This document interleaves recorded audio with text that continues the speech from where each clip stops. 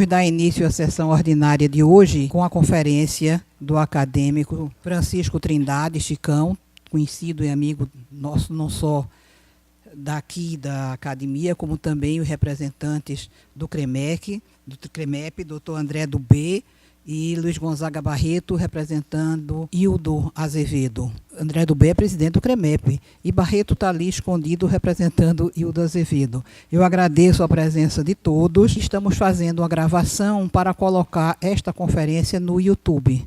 Vai ser uma experiência que estamos fazendo hoje, por isso que eu não vou me alongar para não interferir na gravação e já passo a palavra ao acadêmico Francisco Trindade. Primeiramente, eu gostaria de dizer que eu não estou acostumado assim a falar em público, né? E sempre dá um certo nervosismo, não é nem sobre o tema, é sobre o meu hábito mesmo, que é muito pequeno. Habitualmente eu sou acostumado a falar em pequenos grupos, né? Em discutir os casos, mas hoje tem que enfrentar o público, vocês, meus colegas, e falar sobre epilepsia, que é uma condição médica, né? E além de epilepsia, falar sobre isso na vida do Dostoiévski. Quando a gente vai falar de epilepsia, é interessante lembrar que ela traz consigo uma história de uma mística desde a época de Hipócrates ou talvez de antes, quando se tinha uma visão mágica da epilepsia ou religiosa, na qual se tomava a epilepsia como uma possessão, uma incapacidade de uma incorporação de alguma entidade, alguma coisa desse tipo, um demônio, um deus, um espírito zombeteiro. E além disso, tinha um outro fato importante, que se acreditava que a epilepsia fosse uma condição contagiosa. Eu lembro isso desde a minha infância, de que, olha, não é onde o vento sopra, aquele babado, se for na sua direção, você pega, né? Tem uma doença crônica como a epilepsia, como Dostoiévski tinha, implica um esforço total para incorporá-la à sua vida, adquirir um aprendizado do que diga de respeito aos limites que ela traz ao viver, definir os caminhos por estradas que dizem da presença dela, e tudo isso finda na produção de um estilo que é o nosso modo de vida com ela, nosso estilo de ser, nesse caso, um modo epilético de ser, que a gente termina adquirindo uma forma de viver que está, de certa forma, ligada a isso. O modo epilético de ser foi uma tese de doutorado defendida em Manchester, na Inglaterra, na Faculdade de Humanidades, alguns anos atrás, em 2011. O personagem da tese foi exatamente o Fyodor Mikhailovich Dostoiévski. Ele sofria de epilepsia, seguramente ele foi o mais renomado dos epiléticos e um dos mais brilhantes escritores de todos os tempos. Existiram outros epiléticos até mais famosos e de uma influência social bem mais marcante, como o Muhammad Ali, o Maomé, o Alá, né, que criou uma religião, Napoleão Bonaparte, que criou um império definindo ideais políticos, assim como Júlio César, que também criou um império, São Paulo, que deu visibilidade à religião cristã, no ponto de alguns historiadores acharem que esta deveria chamar-se paulinismo e não cristianismo. Na literatura existe um bom número de excelentes escritores que foram acometidos de epilepsia.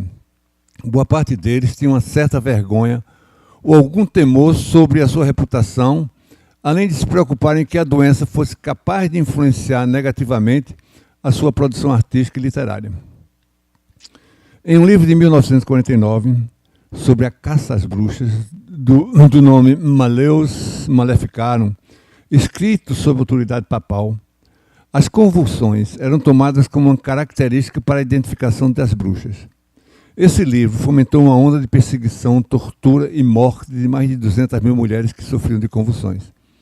No começo do século XIX, os asilos cuidavam de pessoas com epilepsia e doenças psiquiátricas, mas os dois grupos eram separados dentro dos asilos por conta do possível contágio que a doença tinha, supostamente.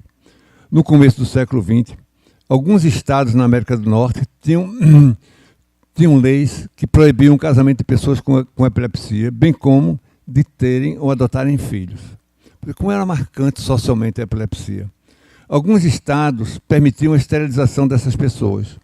Por outro lado, na prática espiritual, tem sido recomendado para estas pessoas, a prática espiritual tem sido recomendada para estas pessoas com o reconhecimento de que elas pessoas são sensitivas e são capazes de incorporar. admitem uma certa mediunidade e que não estão errados em relação a isso nas pessoas epiléticas. A epilepsia de Dostoiévski tem uma história cujo início é contraditório em algumas fontes de informação. Ele próprio relata o início da sua doença, de suas crises, ao evento de sua condenação à morte por um pelotão de fuzilamento quando ele tinha 28 anos de idade, por conta de um movimento político que ele fez contra o regime do czar Nicolau I. Essa pena, posteriormente, foi transformada na sua prisão na Sibéria e no serviço militar obrigatório após o cumprimento dela, de 4 anos, no contingente siberiano até o fim de sua vida. A essa altura, ele já era reconhecido como um escritor fenomenal. Ele tinha publicado o primeiro livro dele, que era Gente Pobre, que foi de um enorme sucesso e tido como o primeiro romance de cunho social abordando as desigualdades naquela sociedade. Outras fontes apontam o início de sua epilepsia, a morte violenta de seu pai, que foi assassinado por algum desafeto empregado dele. Nessa altura, ele era um adolescente e estudava em São Petersburgo. E o pai morava em Moscou e quando ele soube da notícia, aparentemente teve uma crise epilética relacionada à morte do pai. O pai era médico, aposentado, cirurgião, dirigia um hospital de pobres, onde o Dostoiévski nasceu. É descrito como uma pessoa violenta, de poucos amigos e era alcoólatra. Era epilético, o que nos faz pensar numa forma hereditária de epilepsia. O próprio Dostoiévski teve também um filho que morreu com uma crise de estado de mal epilético, com 3 dias permanentes de convulsões e de mal epilético. Mas essa coisa com o pai dele levou a um contemporâneo dele, que também o admirava muito, que era o Sigmund Freud. O Dr. Segismundo não acreditava que ele fosse epilético e que o seu quadro era histérico, histeria epilética, resultado de um trauma infantil por conta de sua relação parental conflituosa e da agressividade guardada. A desordem convulsiva teria sido construída pelo sentimento de culpa por conta do seu desejo de matar o pai. A descrição de uma grande crise tônico-clônica generalizada em 1845, quando ele tinha 24 anos, no meio da rua, assistindo a passagem de um enterro, foi feita por um companheiro seu de academia, o Grigorovitch. Alguns anos antes dessa primeira crise tônico-clônica, foram descritos episódios de estados psicológicos anormais, diferentes, repentinos e inesperados, como um encosto, né? Ou um estado de sono e de sonho, em que ele experimentava sensações de déjà vu, reminiscências, outros estados sendo eventualmente prazerosos, próximo a um estado de êxtase. Essas manifestações hoje são reconhecidas como crises parciais simples ou de pequeno mal. Elas eram isoladas, elas foram progressivamente aumentando de frequência e posteriormente passaram a ser seguidas por uma crise de grande mal, um estado convulsivo generalizado. Mas ele data como o início de sua doença epilética. O primeiro documento é o laudo médico da prisão de Omsk, na Sibéria, que foi dado pelo Dr. Trotsky, que foi o primeiro documento que atesta isso, né? Quando ele foi preso naquela manifestação contra o regime do czar Nicolau I. Após várias tentativas frustradas, ele conseguiu convencer o novo czar do risco que tinha ele como oficial do exército padecendo de epilepsia. Pede desculpa em uma carta pelas ofensas que decretaram sua prisão. Na realidade, o pedido de desculpa tinha um ritual, eu digo assim, burocrático, né? Que definiu e atestava a sua conversão, bem como sua renúncia aos seus ideais de uma postura social e política e de sua fidelidade ao Estado russo e ao czar. A recomendação do médico que atendia a tropa que ele servia, que descreve o aumento de frequência das crises que passaram a ser mensais, e a repercussão sobre o estado geral foram definitivas para ele ser desligado do serviço militar, a fim de que pudesse se tratar. Pouco depois, ele consegue liberdade para poder voltar a Petersburgo. A essa altura, ele já estava no seu primeiro casamento. A sua prisão, essa que eu me recordei agora, em 23 de abril de 49, pelo seu envolvimento com o círculo de Petrashevsk, era um grupo de intelectuais liberais, foi seguida de uma execução por um pelotão de fuzilamento. E, na verdade, essa execução tinha um intuito só de uma tortura psicológica. Mas ele, a sua condenação era para a prisão na Sibéria e o engajamento posterior no exército russo.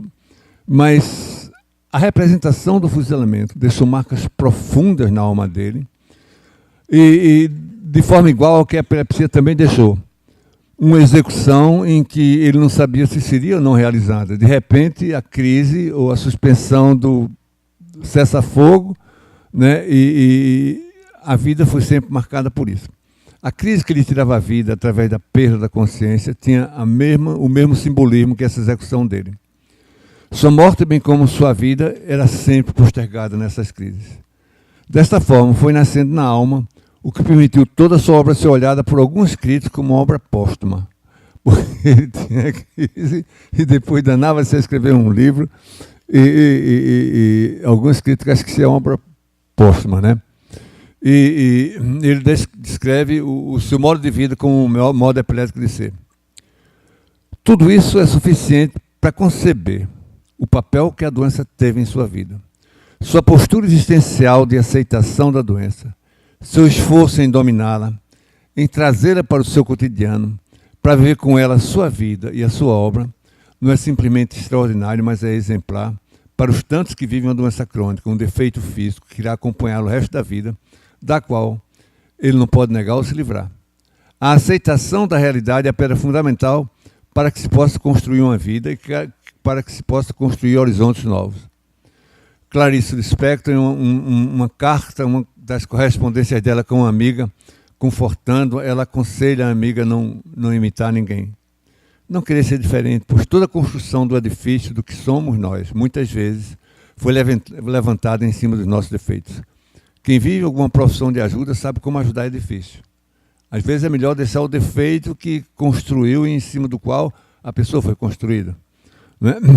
E você ajudando às vezes, tirando o defeito, estraga a pessoa. É uma coisa muito delicada isso.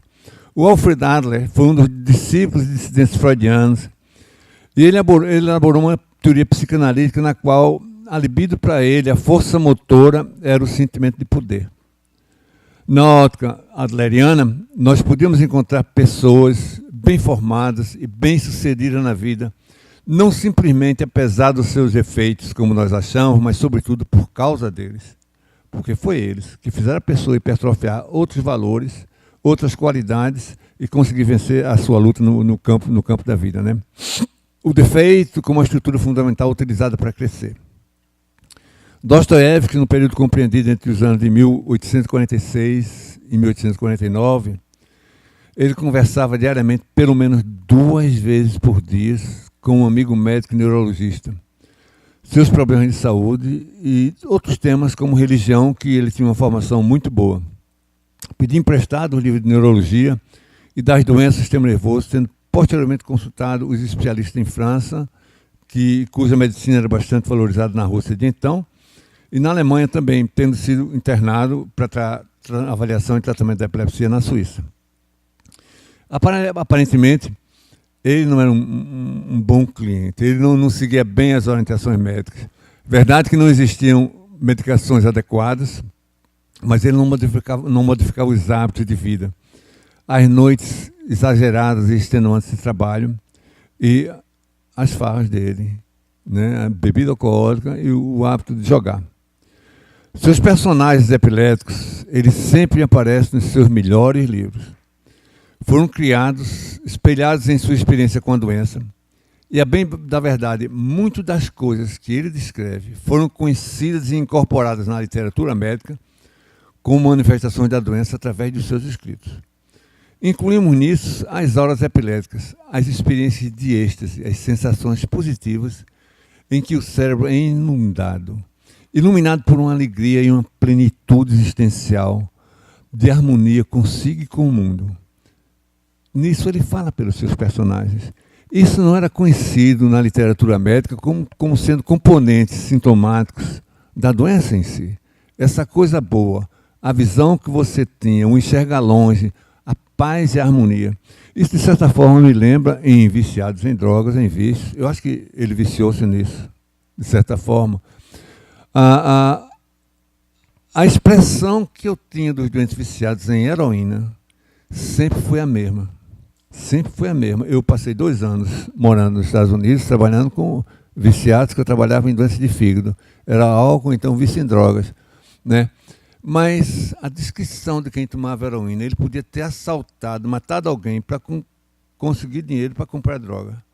Mas era da paz interior, da harmonia, da felicidade inatingível. Entende? Mas em todos.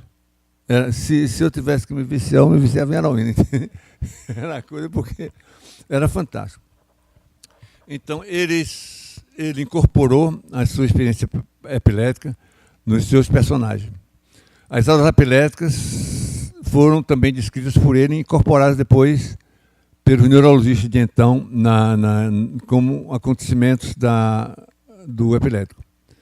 A epilepsia do escritor e a dos personagens trazem o desejo quixotesco de experimentar o impossível e a sua contínua incapacidade ou falha de realizá-los. Isso se repete. Isso se repete muitas e muitas vezes. E é isso o coração do que se chama o modo epilético de ser, como algumas pessoas vivem assim, né? Em suas novelas, podemos encontrar uma incessante ansiedade para experimentar o momento da ectasia e o medo da morte. O estado de uma eterna agonia no momento de um ataque epilético. Tira tudo, perde tudo. Mas a tentativa sempre é destruída pela convulsão, que é inseparável da ectasia em si. A consciência se apaga imediatamente, após um infinito, breve momento de ectasia. Dostoiévski está permanentemente colocado em um estado de ser executado, desde aquela execução primeira dos 28 anos, depois com as crises de epilepsia. Uma morte que sempre vai e volta. Todos os tipos de expressão idealistas estão sujeitos a destruições. O desejo idealista de uma vida eterna é sempre ceifado pelo lado material da convulsão ou da execução. O modo epilético de ser caracteriza uma alteração entre o desejo e o momento da aniquilação daquele desejo. A epilepsia do lobo temporal, que era dele, é uma área associada ao lobo temporal à memória, resposta emocional, linguagem, percepção auditiva e visual e encontro com Deus. A propósito da aura, uma sensação que anunciava os ataques epiléticos, ele se pergunta através do príncipe Mushkin, que é um personagem do livro dele, O Idiota, que importa que seja uma doença, que importa que a tensão seja anormal. Este instante de sensação de como é evocada e analisada quando se volta à normalidade, mostra-se de um alto grau de beleza e harmonia, provoca um sentimento inaudito e insuspeitado de beleza e de medida. A reconciliação e uma fusão gloriosa e reverente de tudo isto em uma elevada síntese da vida. A epilepsia de Dostoiévski é uma lição de vida, no quanto ele soube incorporar inteligentemente em sua literatura sua doença, ao mesmo tempo que reconhecia que sua doença foi reduzindo sua capacidade de recordar fatos, caras, rostos, até o ponto de que havia literalmente esquecido os argumentos e os detalhes de suas novelas. Mas sua doença tinha esse outro lado da moeda, as auras de êxtase como a amplitude da visão e do sentimento, da percepção do mundo e da vida de uma forma indescritível e insuspeitada. Uma síntese elevada da vida que de fato servia de peso a contrapor-se à angústia de viver. Como num verso que diz: a angústia de viver, porque não vale. Os raros risos de felicidade fazem indelével o mundo de saudade do mágico instante da partida. A angústia de viver não vale a vida.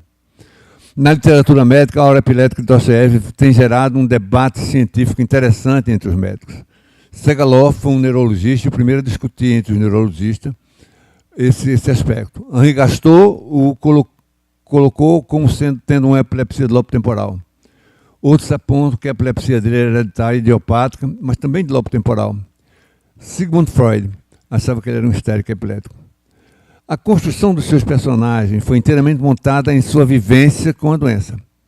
Ela serve de ensinamento aos estudiosos sobre como é a doença e quem a sofre, além dos sinais e sintomas.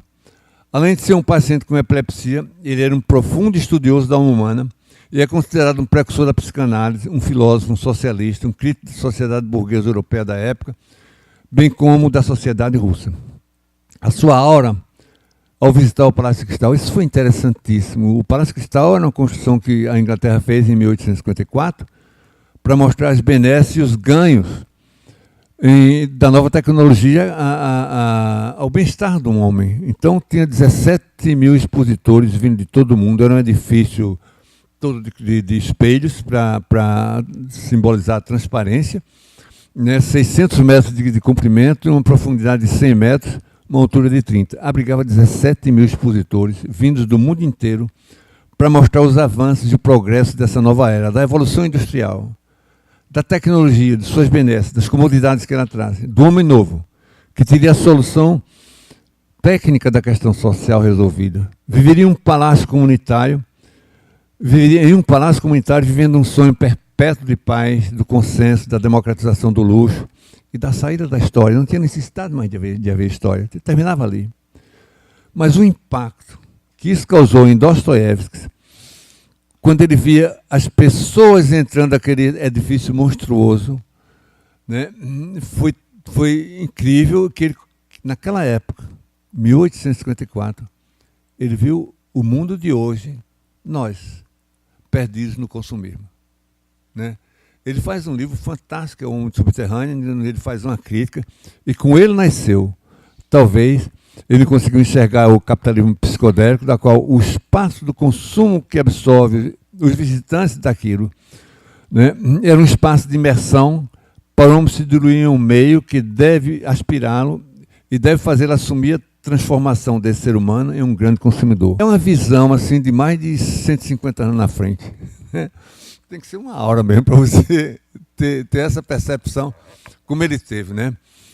Ele compara aquela estrutura ao Baal, o nome de uma divindade africana com capacidade de devorar os homens. Traduziu esse Baal para o capital e o Baalismo para o capitalismo. E frequentemente, graças às prestações desse capitalismo, nos é permitido nos devorarmos e que sejamos devorados nessa máquina de ordem superior.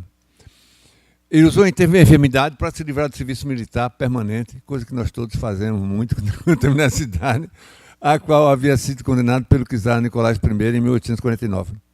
Depois introduziu 6 personagens afetados pela doença: o Murlin, o Ordinov, Nelei, Mishkin, Kirillov e Smediakov. Todos os caracteres eram de distinta condição, precedência diferente, dando conta, portanto, de uma enfermidade fundamentalmente heterogênea, capaz de afetar uma pobre menina órfã e um bom parecida com sem consciência moral. Tudo é visto nos seus personagens, as repentinas transformações do rosto, o grito horroroso, demoníaco, provocado pelos espasmos de laringe, a queda, a emissão de espuma pela boca, a morte e a ressurreição espontânea. No momento antes do ataque, se antecipa algo que vai ocorrer, um sonho ou um instante de felicidade que, se recordado, pode ter valido toda a vida. Às vezes, havia instantes de uma felicidade insuportável, aniquiladora, quando a força vital crescia convulsivamente em toda a natureza do homem, quando um instante autenticamente luminoso ressoa triunfal e alegre, iluminando o passado e revelando como em um sonho desperto o porvir desconhecido. Ele foi aconselhado a parar de escrever dessas coisas que ele tinha quando tinha essas aulas todas, mas ele achou que não, que escrever era um aspecto muito bom, terapêutico para a sua saúde mental. Ele ensinou a humanidade a transformar em arte o sofrimento, contribuindo para erradicar o estigma sociocultural associado a essa enfermidade. Existem numerosas descrições de segunda mão da condição dele, provinda de sua segunda esposa, de médicos que o trataram, amigos, mas sobretudo dos personagens de suas novelas, que podemos seguramente assumir como baseados em sua experiência. Uma alegria que seria inconcebível na vida ordinária, que ninguém poderia ter noção dela. Ele sentia-me na mais completa harmonia comigo e com o mundo. Todo esse sentimento era tão forte, tão delicado, que por poucos segundos desse momento eu daria minha vida inteira, talvez. Depois perdi a memória e ficava assim quebrado, sem ter o que fazer durante 2, 3 dias. Ficava angustiado, uma angústia que o fazia sentir-se como um criminoso. Sentia o peso de uma história de culpa por um grande crime. A epilepsia para ele foi vida de literatura. Aceitou a doença, não lamentou, nem quis ser diferente. Encontrou os caminhos para ser bem-sucedido. Fundamental, essa relação com a doença. Às vezes, nós temos uma ousadia de dizer que alguém pode ser bem-sucedido apesar dos defeitos, das doenças que tem. Quando, na verdade, eles são bem-sucedidos por conta dos defeitos. Consegue mostrar que a doença em si não é o mal maior que nos faz infeliz, mas a nossa relação com ela. Vocês, obrigado pela paciência.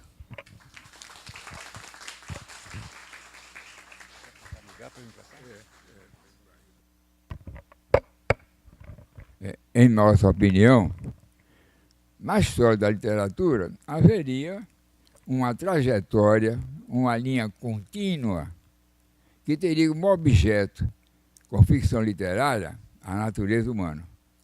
Ela se iniciaria com os trágicos gregos, atingiria Dante, passaria por Shakespeare e terminaria em Dostoiévski.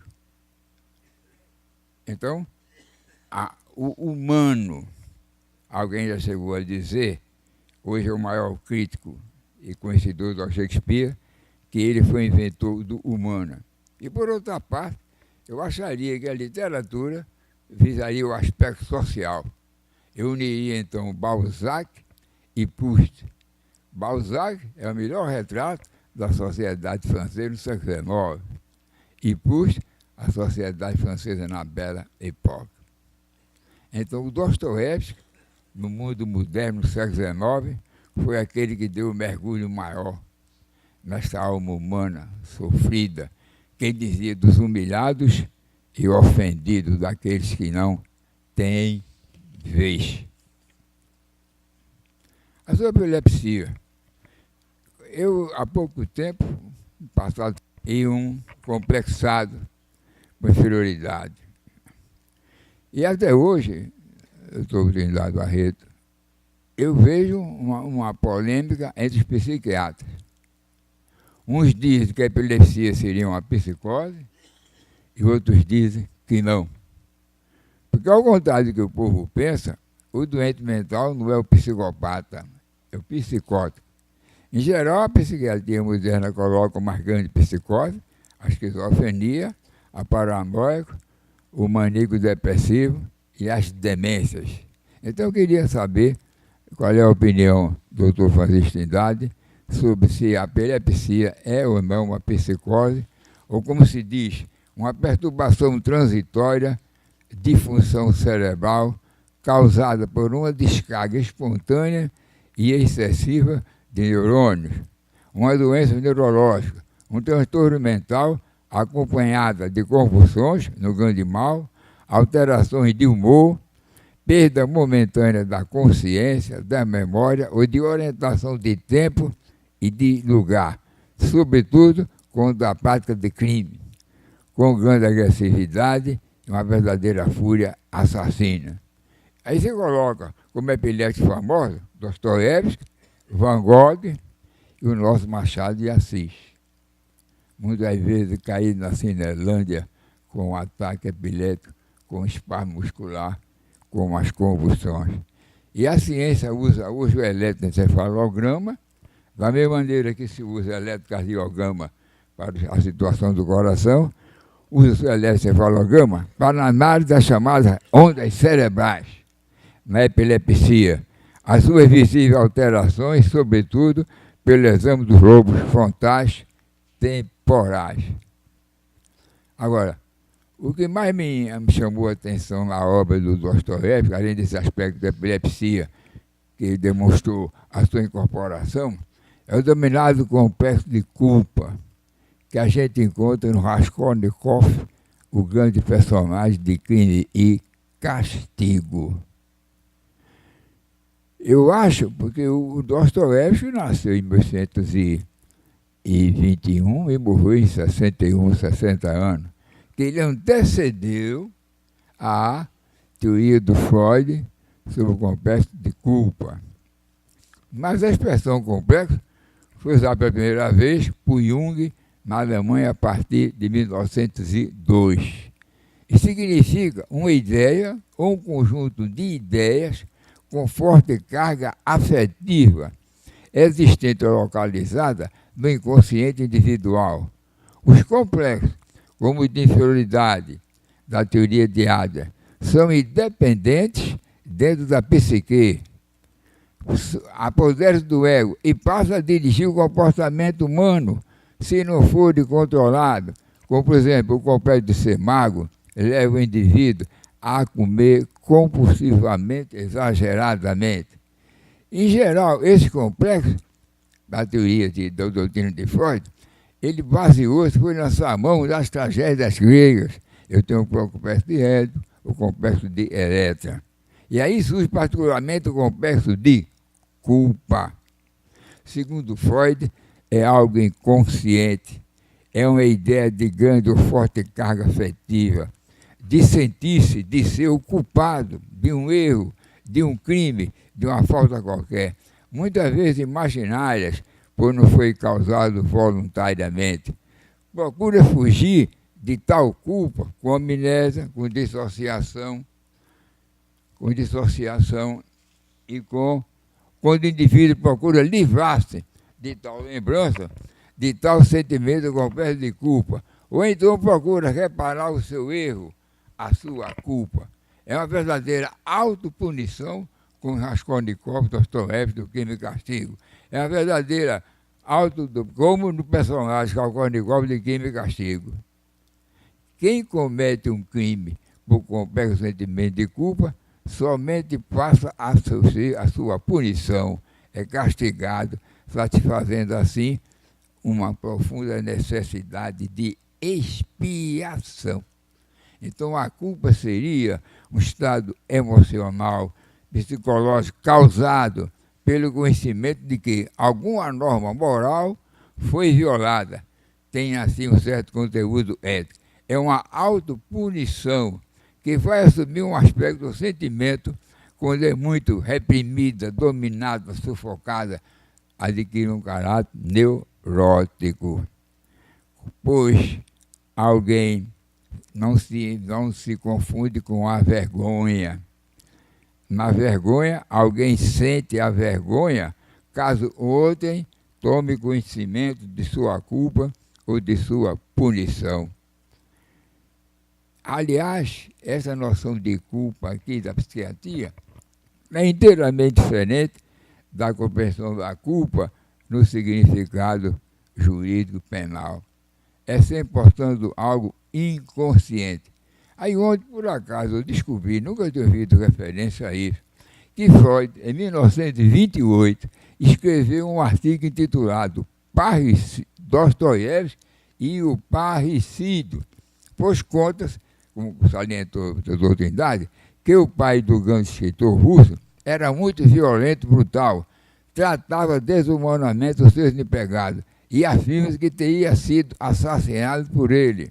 E conforme essa introdução da edição LPM de Porto Alegre, no livro Memória da Casa dos Mortos, Dostoiévski tinha um complexo de culpa, pois muitas vezes pensou em matar o próprio pai. Talvez por isso o artigo de Freud, Dostoiévski e o parricídio ficou uma coisa assim imaginária. Então a gente verifica que esses escritores que tiveram como objeto de ficção literária a natureza humana, e geralmente, no seu aspecto pior, mais de maldade do que de bondade. Os personagens shakespearianos, como Macbeth e Ricardo III, são terríveis. É uma verdadeira metafísica da maldade em alguns personagens das tragédias gregas, na Medeia, na Clitemnestra. É um negócio terrível. Então eles tiveram uma intuição que séculos após, a psiquiatria, a partir do século XIX, veio a confirmar. Então, para mim, é mais o humano do que o social. É mais um mergulho dentro da nossa alma, do subterrâneo nosso, que ali tem muita coisa suja que ficam reprimidas. E pode, então, ou ter um destino poético, de epilético, ou então gerar um sentimento de culpa. Muito obrigado.